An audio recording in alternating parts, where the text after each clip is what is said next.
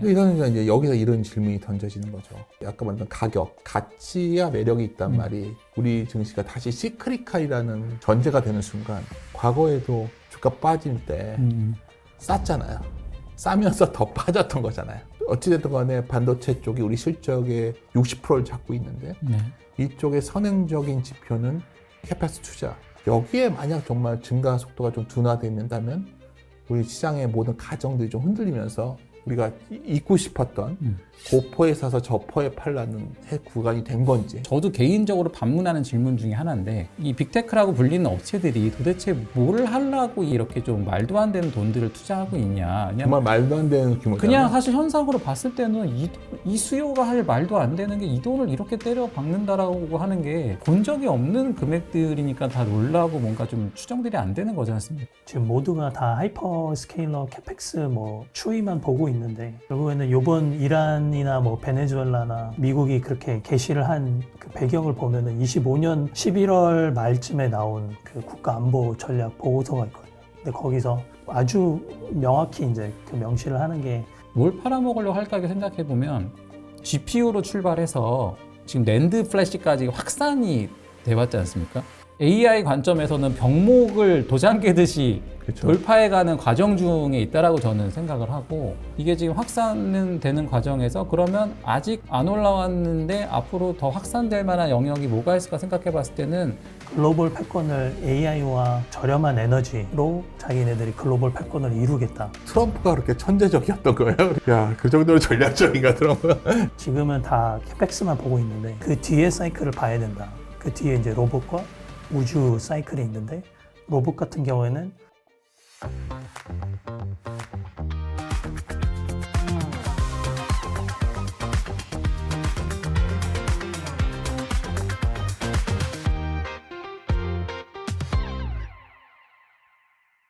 안녕하십니까. 안녕하세요. 반갑습니다. 오랜만에 셋이서 같이. 오랜만입니다. 예. 오늘 갑자기 이렇게 좀 모시게 된 거는 갑자기는 아니고 좀 계획은 있었는데 오늘 늦게 지금 저녁 6시거든요. 퇴근길에 좀 모여서 얘기하자고 했던 거는 뭔가 정말 이런 고민들을 하는 것 같아요. 시장에서 이제 막 회의들도 많이 하고 있는 것 같고 여의도가 최근에. 그렇죠. 지금 네, 분위기들 많이 들고 막 각 증권사들도 프로부터 해서 여러 가지 고민도 있고 뭐 여러 군데 다 커진 것 같아요. 이유는 하나인 것 같아요. 이게 일시적인 약세장이냐 아니면 이게 뭐 구조적으로 뭔가 변화가 생긴 거냐 뭐 이거에 대한 고민이 좀 생긴 것 같아서 오늘 1부에서는 좀 현재 지금 어떤 이렇게 현재까지 진행을 판단하고 있는지 좀 얘기 좀 해보고 2부에서는 그럼 이후에는 어떻게 좀 기대를 하고 있는지 이렇게 좀 나눠서 뭐 간단치만은 사실 간단치 않은 내용인데 좀 얘기 나누도록 할게요. 일단 뭐 오늘도 3월의 1분기 마지막 날이었죠, 오늘이. 그렇죠, 네. 오늘 안에 종가까지 계속 밀어붙이는 거 보면 뭔가 여러 가지 정리 매물도 있고 이런 것 같은데 기본적으로 먼저 이더솔 전략 여쭤보고 싶은데 지금 전체적으로 그래도 많은 매니저도 아시고 트레이더도 아시고 다들 어때요, 지금 전체적인 분위기는? 전체적으로 뭐 일단 뭐 다들 힘들죠. 힘들고 이제 그러니까 이게 예상한 것보다 전쟁이 좀 길어지고 있는 상황들이라서 그러니까 이 기본적으로 올해 예측했던 시나리오들이 이제 큰 그림에서는 이제 달러 좀 약세로 가고 하반기 그쵸. 금리 좀 내릴 수도 있고 그리고 이제 뭔가 AI에 대한 제조업이 본격화되면서 제조업 국가들 쪽의 어닝 그로스가 이제 올라갈 것이다. 이게 이제 어떻게 보면 가장 큰 어떤 서사였던 것 같은데 그게 이제 전쟁 한 2주차 때까지는 이게 여기서 끝나면은 그냥 이어질 수 있다라고 생각을 하다가 이제 한 달 가까이 되니까 지금은 이제 여기서 다 고민들인 것 같아요. 그러니까 결국 AI에 대한 이 투자가 이어질 거냐, 이어지면 이게 이제 결과적으로 이 유가가 물가를 자극할 거냐. 그러니까 여기에 따라 사실 여기서 어떻게 보면은 뭐 지금이라도 줄여야 될 것 같기도 하고 또 반대로 해석하면은 이 정도면 다 빠진 것 같기도 하고. 그러니까 이게 사실 기준에 따라서 포트폴리오가 이제 극과 극으로 갈릴 수 있는 자리라서 그런 것들에 대한 고민들이 이제 제일 좀 큰 것 같고요. 거기에서 이제 뭐 요새 제일 많이 화두로 떠오르고 있는 기준은 이제 미국 국채 10년물이 이제 대략 4.5%가 이제 좀 헤드라인이다.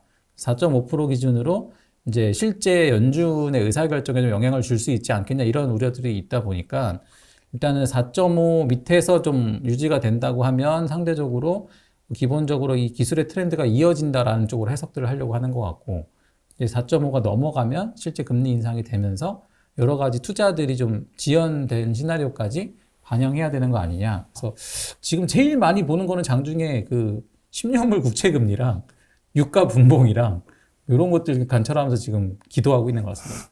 근데 이제 그 스토리에 있어서 이제 며칠 새 좀 우리 시장에 직접적으로 타격을 준 거는 아마 이다솔 지점장님 주변도 마찬가지고 상당수 어느 정도 주식을 하신 분들은 거의 다 반도체 비중이 높은 상황이잖아요. 네네. 어떤 사람은 삼성전자 하이닉스를 사고 어떤 사람은 소부장을 하겠지만, 근데 이제 최근에 이제 고민되는 게 우리가 반도체가 지금까지는 시크리칼이다라는 인식이 네. 있었는데, 아니 뭐 이게 무슨 시크리칼이 아니다라는 인식이 있었죠. 그래서 뭐 그렇죠. 이제 그렇게 아닐 수도 있다. 그래서 이제 PBR보다는 PER을 보자 이런 시각이 힘을 얻고 있었는데, 최근 흐름은 다시 시크리칼적 요소에 대한 해석이 나오면서 최근에 특히 스팟 가격 꺾은 거에 대해서 이렇게까지 과민 반응할 줄 몰랐거든요. 사실 스팟 가격과 사실 계약 가격과는 괴리가 좀 있었기 때문에. 거기에 이제 그거에 대해서 어떻게 생각하세요? 최근에 이제 반도체 이런 저희 주도주가 흔들리면 사실 시장 끝난 거잖아요. 그렇죠. 맞습니다. 네. 그래서 이다솔 지점장은 직관적으로 이게 끝났다 보세요? 아니면 아직은 뭐 일시적으로 보세요? 제 개인적인 판단은 저는 요번에 구글이 발표한 그 이슈는 딥시크에 가깝다라고 저는 별거 해석하는 아니다? 편이거든요. 그러니까 별거 아니라기보다 그렇죠. 그러니까 이게 뭐 당연히 뭐 메이저 될 수 있는 이슈인데 그러니까 결국은 이 기술이 진화해서 수요가 늘 거냐 줄 거냐의 문제인 거잖아요. 그 당시에 이제 딥시크 때도 AI의 개발 모델 비용이 떨어지면 GPU를 안 쓸 것이다라는 게 시장의 우려였고 실질적으로는 개발 비용이 떨어지니까 더 큰 데이터들을 다루기 시작하면서 오히려 GPU의 수요가 더 늘어나는 트리거가 됐던 걸로 제가 기억을 하는데 지금 D램도 결국은 뭐 마찬가지 고민인 것 같습니다. 이게 어쨌든 기본적으로 기술적으로 뭐 굉장히 복잡하지만 뭔가 6문장을 한 문장으로 압축해주는 소프트웨어 기술이 나왔다는 게 이슈지 않습니까? 그럼 여기서 진짜 그래서 메모리가 6분의 1밖에 필요 없으면 수요가 6분의 1로 이제 줄어드는 거고 근데 이제 6분의 1로 데이터가 압축돼서 6배 더 큰 데이터를 다룰 수 있게 되면 지금은 이제 텍스트 데이터를 다루고 있는데 이제 궁극적으로 가는 뭐 이제 이미지 데이터, 동영상 데이터 이런 것들이 좀 획기적으로 늘 수 있는 트리거가 될 수도 있다는 해석들도 있거든요. 그래서 결국은 기술이 진화해서 이 기술로 인해서 최종적인 데이터의 총량이 늘 거냐 줄 거냐에 대한 해석의 문제인 것 같아요. 근데 이제 제 개인적인 생각으로는 저는 뭐 가끔 얘기했지만 저희가 AI를 이렇게 문자만 주고받다가 끝날 것 같지는 않거든요. 네. 그런 측면에서는 이게 이 기술로 인해서 오히려 한 6배 지금 뭐 직관으로 6배 정도 더 큰 데이터를 다룰 수 있는 계기가 될 거라 생각을 하는데 어쨌든 뭐 시장에서는 우려들은 있는 것도 뭐 합리적 이유가 있으니까. 근데 현장에서 느낄 때 받는 느낌은 그냥 전체적으로 동의하는 부분들은 그냥 조정 나올 자리에서 조정이 나왔다는 얘기들은 많이 하시는 그쵸. 것 같아요. 근데 다만 이제 이 조정의 어떤 폭이 이제 처음에 그 생각했던 것보다 조금 거칠고 지금 좀 과격한 측면이 있긴 한데 사실 저희가 3.3에서 계속 방송하면서도 한 번씩 이제 윤세인이 언급 주셨던 내용인데 이 1월달, 2월달 증시의 상승이 이제 속도적인 측면에서는 상당히 좀 가파르다라는 우려들을 좀 있었잖아요. 네. 근데 지금 딱 증시 레벨로 보면 결과적으로 지금 증시는 1월 말로 돌아갔거든요. 네. 1월달 상승했고, 2월달 상승했고, 3월달에 2월 상승을 반납했고, 그럼 이제 연초 대비로 봤을 때는 일단 1월달 말에 어떤 상승 부분으로 이제 돌아간 상황인 건데, 그랬을 때는 뭔가 시기적으로는 이제 뭔가 조정이 나올 만한 자리에서 조정이 나왔다라는 의견들이 있는데, 이게 아무래도 이 전쟁이 나면서 매크로 지표들을 좀 건들다 보니까 올라갈 때도 과격했지만 빠질 때도 상당히 좀 과격한 측면은 확실히 있는 것 같습니다. 뭐 제가 오늘 이렇게 모셨으니까 제 말은 좀 아끼는 편인데 꼭 하나 기억해 주셨으면 하는 게 점머니톡에서 박유학 키움 애널리스트와 네네. 방송했던 게 있어요. 사실 잘 보신 제가 얼마 전에 다시 봤어요. 그때 저희가 굉장히 좀 곤혹스러웠거든요. 굉장히 반응이 안 좋았었고 비판적이었는데 결론은 그때 요지는 반도체는 시크리컬적 요소가 있기 때문에 마진이 지금 좀 과하다 느낌이 있었고 그랬는데 결국은 그게 현실화되고 있죠. 지금 뭐 마진이 너무 과하니까 그걸 좀 줄여야 된다. 그게 있는 것 같고 빌미는 좋다는 거. 두 번째는 그 이후에 외사에서 굉장히 빠르게 목표가를 올렸는데 그때 기억나십니까? 내용을 보다 보면 스팟 가격 얘기를 자꾸만 했었단 말이에요. 그러니까 스팟 가격이 그때 굉장히 빠르게 올라와서 결국 계약 가격이 빠르게 쫓아갈 것이다. 장기적으로 이런 구조적인 강세를 얘기했는데 결론적으로 최근에 스팟 가격이 급락하면서 이제 거래도 많지 않은 이걸 확대 해석하는 또 갑자기 그때는 과잉 해석하더니 이제는 또 확대 해석하는 경향이 있어서 아까 했던 말이 생각난 거예요. 그래서 갑자기 이거 말을 하다 보니까 KK한테 좀 궁금한 게 뭐 처음에 외국인들이 이제 삼전이나 하이닉스 줄일 때는 그냥 뭐 주가 너무 올라서 오버웨이트해서 줄였다 이 정도였는데 뭐 요즘은 이런 분위기도 있는 것 같아요. 그냥 캐시 머신이냐 한국이 한국에 돈 빼는 거냐 이거 도대체 왜 한국에서만 왜 이렇게 파는 거예요? 뭐 전 세계적으로 다 지금 많이 팔고 있는데 일단 한국이 좀 지점장님께서 언급해 주신 것처럼 좀 많이 올랐으니까 지금 이렇게 빠졌어도 달러 기준 그리고 달러 이렇게 강세가 돼도 달러 기준으로 여전히 지금 주식시장 글로벌 주식시장 수익률 2위를 기록하고 있거든요. 1위가 브라질이고 아마 연초 대비 지금 한 18% 올랐고 지금 오늘 코스피가 이렇게 빠졌어도 아직도 플러스 13%이기 때문에 그 다음이 이제 대만이 한 7% 올랐고 일본이 오늘 니케이 기준으로는 이제 보합으로 끝났거든요. 연초 대비 보합까지 왔어요. 그러니까 달러 기준으로. 그러니까 이제 여전히 그러니까 전반적인 글로벌 이제 디그로싱이 하죠. 그러니까 포지션 청산, 축소 움직임이 나타나면서 금도 약간 한국과 같은 약간 하나의 좀 희생 되는 상품이긴 했죠. 금도 많이 올랐고. 금이 거의 30% 빠졌어요. 그죠. 많이 올랐으니까 그동안 거의 뭐 코스피처럼 모든 매크로 지표들을 그냥 어떻게 보면은 그 상승보다는 지표 호전되는 그 각도보다는 기울기보다는 훨씬 더 많이 올랐기 때문에 그렇기 때문에 아무래도 좀 매도가 조금 더 급하게 진행되는 것도 있고 거기에 맞물려서 또 이제 좀 하방 위험을 좀 해칭하려는 이제 그런 움직임들이 조금 더 과격하게 나오는 거죠. 그러니까 왜냐하면 많이 올랐으니까 이거는 여기까지는 빠져야지라는 생각을 좀 하는 것도 있고요. 너무 무식한 질문인데 그럼 계속 파는 거예요? 그래서 저희 기관에서 이제 받는 그런 포지셔닝 데이터를 보면은 단기적인 포지셔닝 데이터 지표들이 좀 바닥권에 와 있긴 하거든요. 그러니까 제가 내릴 수 있는 결론은 그 지표들을 보면서 내릴 수 있는 결론은 좀 매도의 정점은 저희가 지나갔다라고 좀 생각을 할 수 있는 것 같아요. 그리고 또 지금 분기 말이기 때문에 연기금의 또 리밸런싱 또 이제 매수 유입이 좀 들어올 수 있는 또 구간이기도 하고 또 지금 그거를 떠나서 시장이 지금 패닉을 했기 때문에 지금 정책적으로도 좀 패닉이 나올 수 있는 구간이긴 하거든요. 그러니까 그게 이제 트럼프 오늘 있었던 뭐 트럼프가 호르무즈를 열지도 않은 채 자기는 그냥 전쟁을 끝내겠다라는 그런 것도 하나의 일종의 정책적인 패닉이거든요.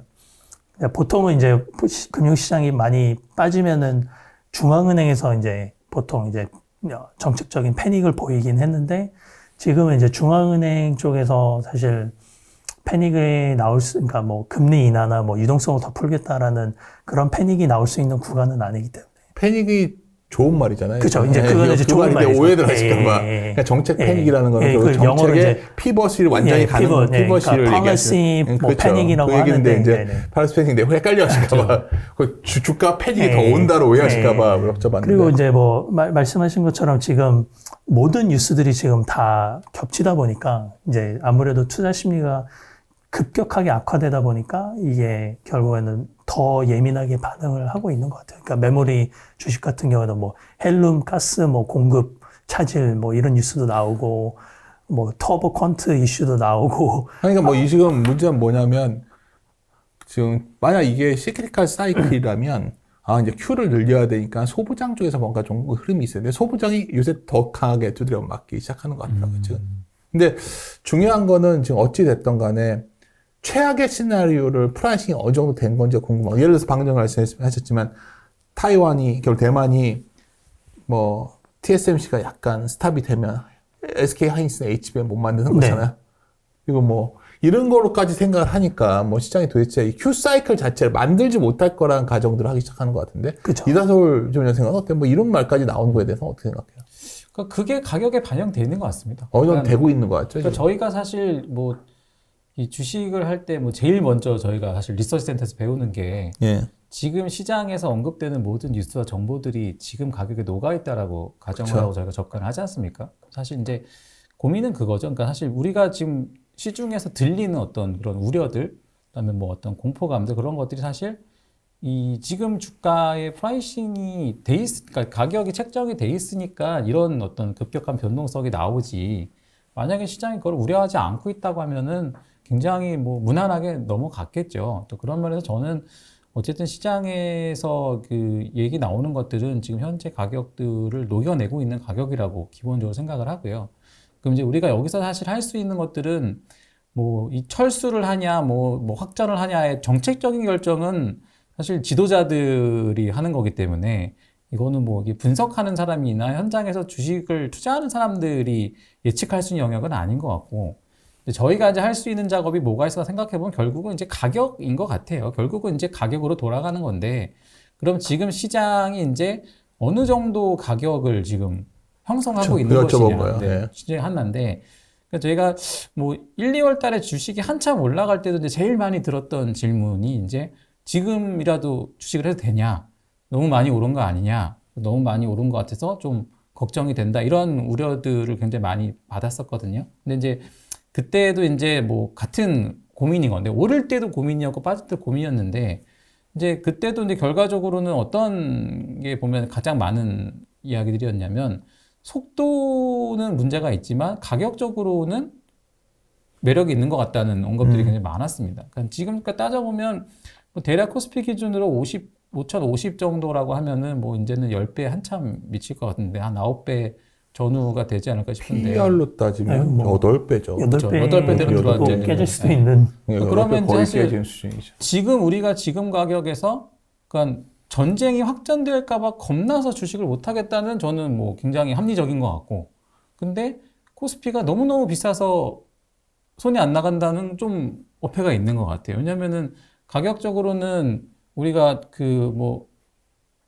역사적 평균으로 봐도 그렇고 사이클 평균으로 봤을 때 사실 지금 기업들의 어닝 체력에서 뭐 8배대 들어왔다고 하면은 사실 가격적으로는 이미 뭐 충분히 매력이 있는 가격들이거든요. 그럼 이제 여기서 그럼 우리가 뭐 8배에 대응할 거냐, 7배에 대응할 거냐, 이거는 뭐 각자의 보수적인 시나리오겠지만 적어도 이제 가격적인 측면에서는 이 가격이 우리가 하고 있는 여러 가지 우려들을 반영 안 했다고 하기에는 가격은 좀 싼 거죠. 네. 근데 이러니까 이제 여기서 이런 질문이 던져지는 거죠. 오늘은 너무 진지 모드로 가서 그냥 진지할 수밖에 없는 상황이니까. 그렇죠. 지금 근데 심각합니다 지금. 네. 그 우리가 소위 아까 말했던 가격, 가치와 매력이 있단 말이 우리 증시가 다시 시크리칼이라는 전제가 되는 순간 과거에도 주가 빠질 때 쌌잖아요.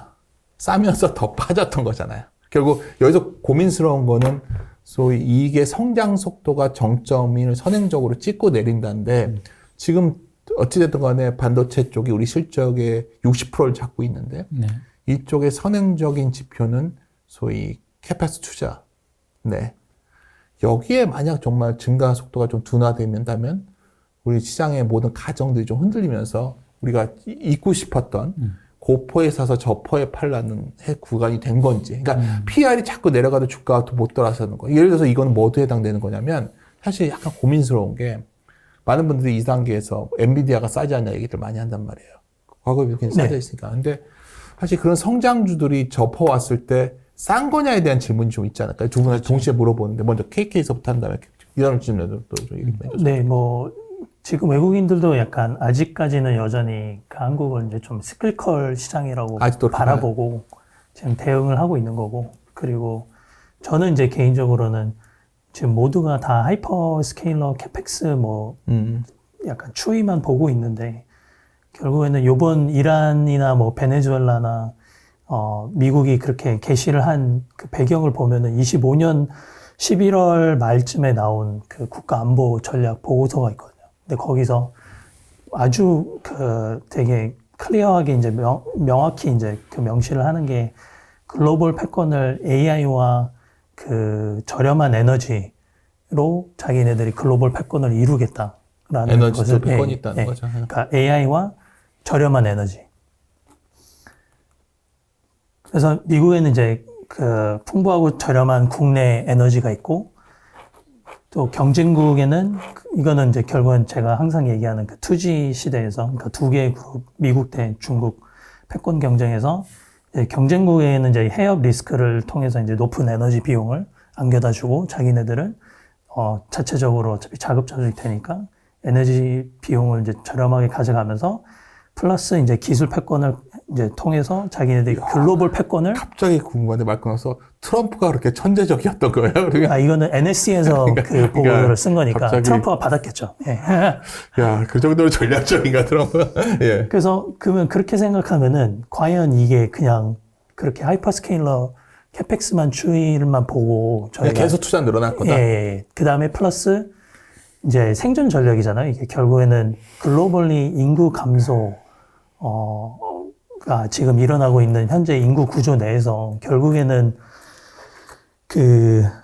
AI와 로봇에 대한 이런 투자들이 계속 지속적으로 돼야 되는 이런 상황이고 구조이고 또 최근에 제가 메모리 반도체를 굉장히 좋게 보는 미국 펀드 매니저를 한 분 만나서 얘기를 하다가 자기네들이 지금은 이 얘기를 하더라고요. 그러니까 지금은 다 캐펙스만 보고 있는데 그 뒤에 사이클을 봐야 된다. 그 뒤에 이제 로봇과 우주 사이클이 있는데 로봇 같은 경우에는 뭐 한 예시를 들면서 가정용 로봇 같은 경우에는 그 로봇이 그 주인의 성향을 파악하고 주인에 대한 모든 정보를 다 실시간으로 처리하고 이런 그 인텔리전스가 이제 요구되는 그 양이 얼마인지 아냐 저한테 묻더라고요. 그래서 잘 모르겠다 하니까 LLM을 500개 동시에 돌리는 그 급이라고 하더라고요. 그래서 그런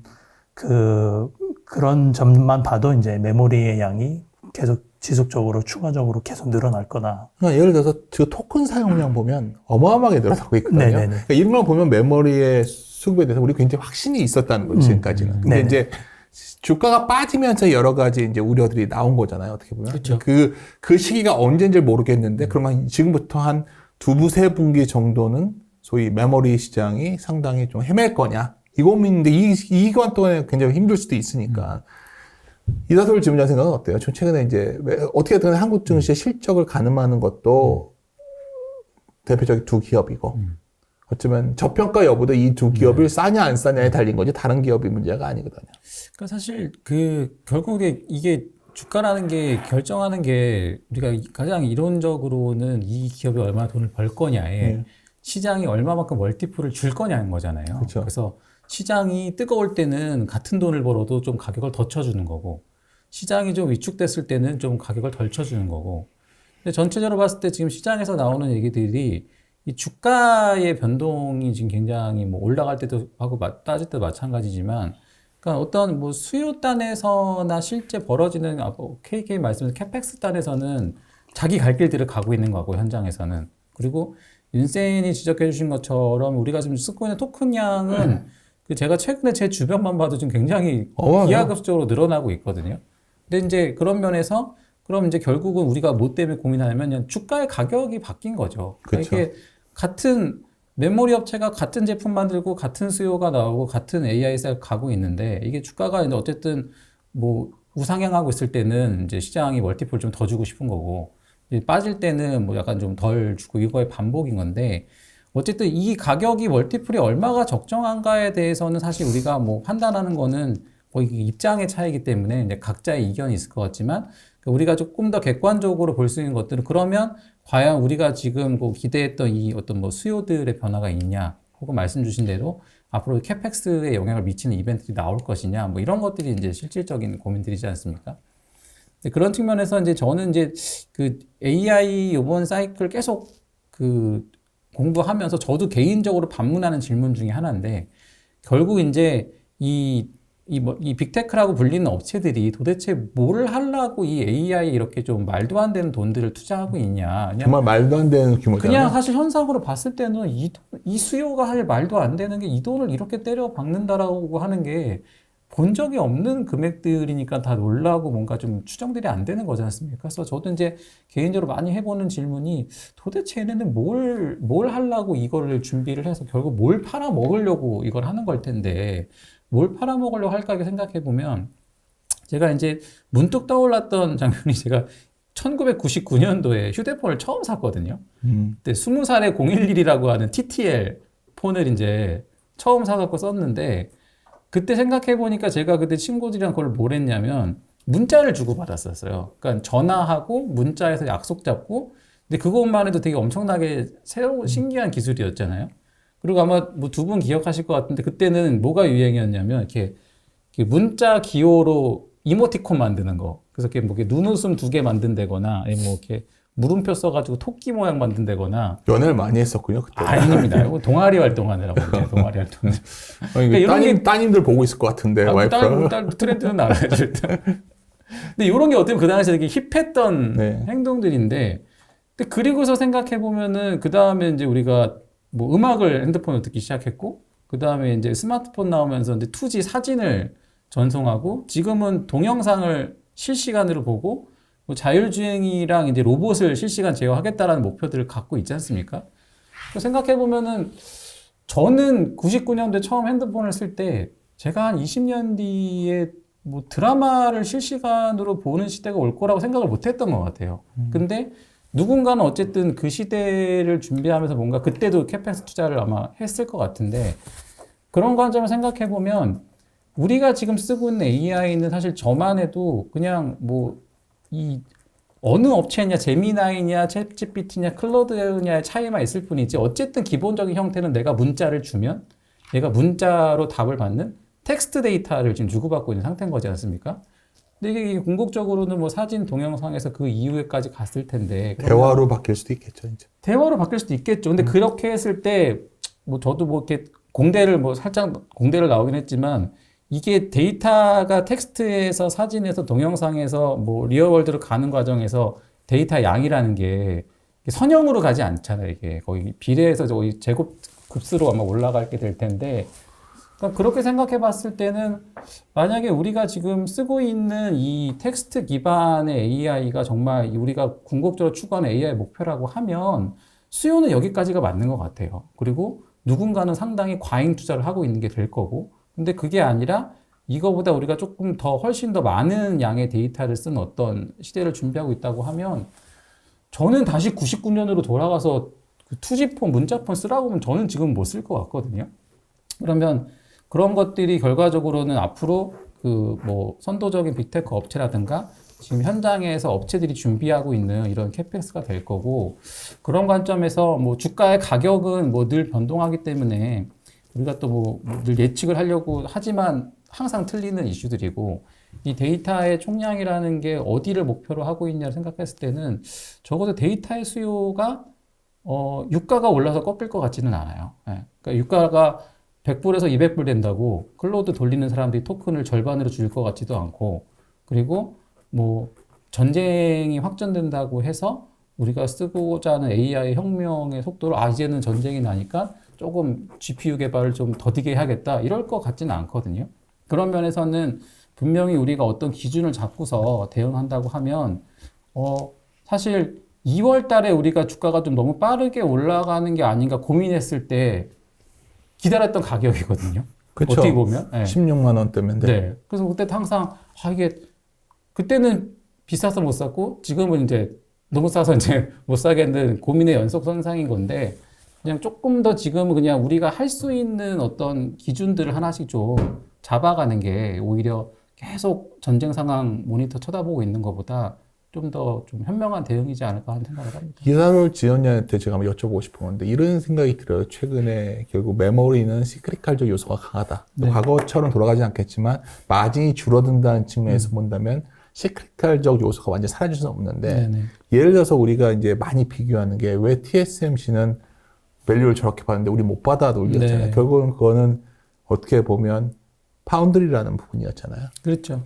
그러면 전자라는 게 약간 파운드리 요소를 갖고 있는 하이닉스와 이제 둘을 놓고 봤을 때 이제는 SK 하이닉스보다 삼성전자가 어떤 면에서는 더 나을 수도 있다는 생각도 드는데 아닌가요? 그러니까 파운드리가 약간 요소가 강화되면서 어떻게 됐던 간에 하도 요새 지정학적인 위험 얘기 많이 하니까 뭐 대만 얘기도 나오잖아요. 그렇죠. 그렇죠. 중국이 네. 어떻게 할지도 모른다면 TSMC만에 의존한 소위 파운드리 체계가 많이 흔들렸을 때 대안이 과연 어디냐면 한국이다. 뭐 이런 논리도 있잖아요. 그랬을 때는 소위 시크리칼이 아니라 스트럭처럴한 부분이 바뀔 수도 있지 않을까. 그런 생각을 제가 좀 했었는데 네. 어떻게 생각하시는지 그래요. 사실 그거는 그 한국을 투자하는 투자자 입장에서는 뭐 생각할 수 있는 가장 이상적인 베스트 시나리오. 너무 좋은 시나리오죠. 네. 왜냐면 그거는 정말 그렇게 되면은 사실 이 증시의 변동성이 좀 사라질 수 있는 이벤트이기 때문에 그거는 분명히 된다고 하면은 뭐 삼성전자도 굉장히 좋은 이슈가 될 것 같고. 근데 저도 이제 좀 개인적으로는 뭐 어떤 고민을 좀 하는 게 있냐면 결국은 이 계속 시장의 질문이 그래 잘하고 있는 거 알겠는데 그 다음이 뭐냐? 네. 넥스트는 뭐냐? 더 잘하는 것 같고 더 잘하는 것 같고 이거에 대한 계속 반복적인 기업들에 대한 질문인 거지 않습니까? 이제 그런 측면에서 생각해 봤을 때 이제 어떻게 보면 우리가 이 지금 보고 있는 AI의 쭉 흐름들이 GPU로 출발해서 지금 낸드 플래시까지 확산이 돼왔지 않습니까? 그러니까 어떻게 보면 이제 하나하나 그 AI 관점에서는 병목을 도장 깨듯이 그렇죠. 돌파해가는 과정 중에 있다라고 저는 생각을 하고, 근데 그런 측면에서 이게 지금 확산은 되는 과정에서 그러면 아직 안 올라왔는데 앞으로 더 확산될 만한 영역이 뭐가 있을까 생각해 봤을 때는 분명히 윤세인이 말씀 주신 그 삼성들의 파운드리 라인들은 뭐 여전히 수율 측면이나 매출 그로스 측면에서 해결해야 될 문제가 있는 상태인 거잖아요. 네. 해결해야 될 문제가 있다는 얘기 역으로는 해결이 되면 늘어날 수 있는 룸이 있다는 거기 때문에 뭐 파운드리는 저는 지금부터 본다고 하면은 상당히 좀 깊게 스터디해 볼 만한 영역이라고 생각을 하고요.